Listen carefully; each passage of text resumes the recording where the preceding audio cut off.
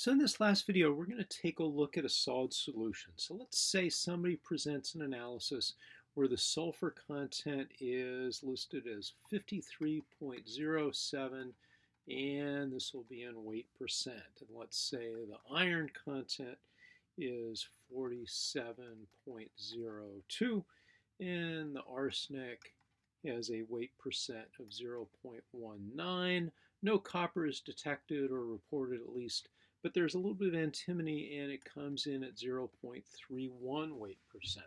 So what kind of mineral is this? Would it be a pyrite or bornite? Well, with no copper, you might guess that pyrite is a likely suspect.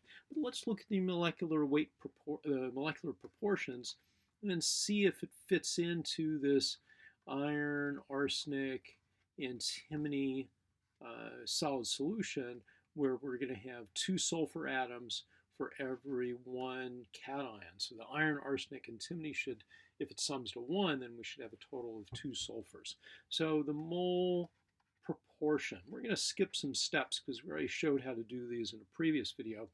So the mole proportions we would get by taking all of these and dividing them by their molecular weights, which are again shown here. And the values for sulfur would be 1.655. Iron would be 0.842, and then arsenic is 0.0025, and then by coincidence, antimony is also 0025. And these things together would sum to about 2.502. And we're going to convert these into a mole fraction. To get them into a mole fraction, we're going to renormalize by this sum here. So all of these will be divided by 2.502. When we do that, for sulfur, we get 0.661. And then for iron, 0.336. And then 0.001 each for arsenic and antimony. So all of these are going to sum to 1. And take a look at this. Sulfur is, again, about 2/3 of the total atoms, a little bit shy of that. So maybe there's some defect structures here, or there's a problem with the analysis. But this analysis that I picked up out of a journal article is coming pretty close to what we would expect for an ideal case of about 2 sulfur atoms for every 3 atoms total, or 2/3.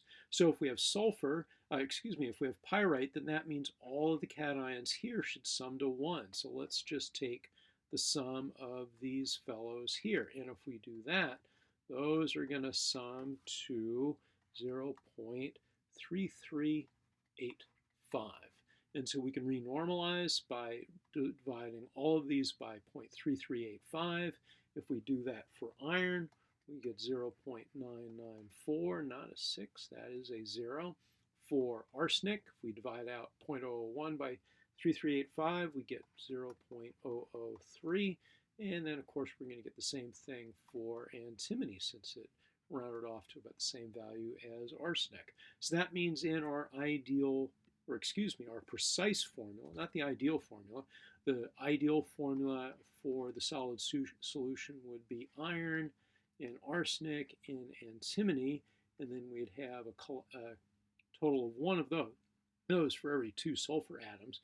But the precise formula would be iron with a subscript of 0.994, and then arsenic with a subscript of 0.003, and then antimony with a similar subscript of 003. And I've run out of room, but we should have a sulfur, we don't have bornite, we have pyrites. I'm going to rewrite this. Let's erase the chalkboard. Our precise formula is iron 0.994, arsenic 0.003, antimony 0.003, and then sulfur 2. So that general formula of iron, arsenic, and antimony for a pyrite that has a little bit of solid solution of these 2 atoms would be a precise formula here for the particular analysis that we started with.